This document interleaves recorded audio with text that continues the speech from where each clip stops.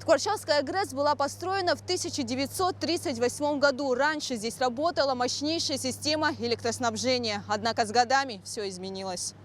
И изменения эти, конечно, произошли не в лучшую сторону. До Отечественной войны народа Абхазии здесь слаженно действовала единая система электроснабжения. Работали два мощных генератора по 100 мегаватт. А электричество исправно поступало в дома жителей как Восточной, так и Западной Абхазии. И сегодня отсюда электричеством обеспечивается практически вся республика.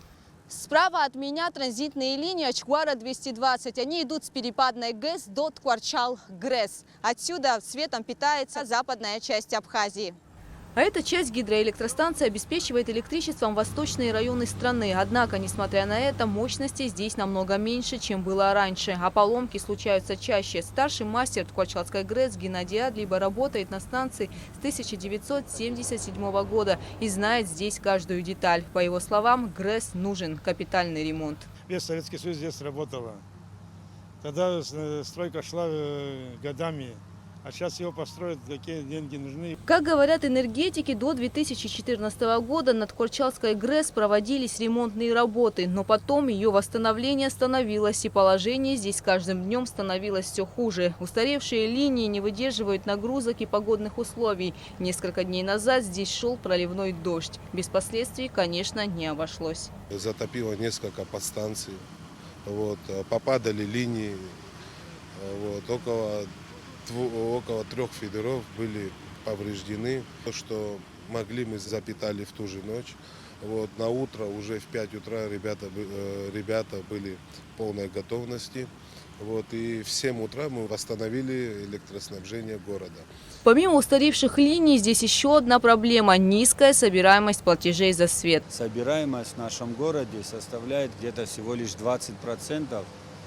Так как население не платит за потребляемую электроэнергию, и долги растут, в общем итоге можно сказать, что сборы очень плохие.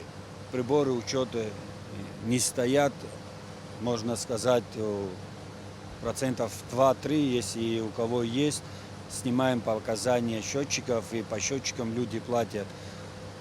Хотелось бы, конечно, чтобы приборы учета стояли бы у всех, так как мы бы фиксировали потребляемость того иного абонента, чтобы знать, сколько он потребил, и предоставить ему счет к оплате. Свет на сегодняшний день может быть не той мощности, которая хотелось бы населению, но это проблемы опять связаны с комплектующими установками. Но если мы сегодня не придадим значения к этому, то в дальнейшем, может быть, и станет еще хуже. Из-за низкой собираемости платежей, оборудования и приборов на складе у ткварчалских энергетиков практически нет. Кроме того, в районе наблюдаются в большом количестве незаконные трехфазные подключения. Трехфазное подключение на сегодняшний день фактически у 70-80% населения по городу и по району.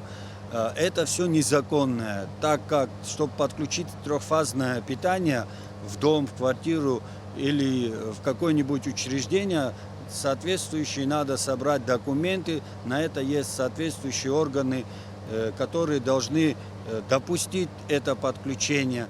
Борьба с незаконными потребителями в районе ведется. В то же время энергетики информируют население о том, какие документы нужно собрать для законного подключения к трансформаторам. На тех, кто не обращается к ним и не реагирует на настоятельные просьбы и предупреждения, составляются акты. В данный момент в Ткварчалском районе проводится инвентаризация сети, которую не проводили долгие годы.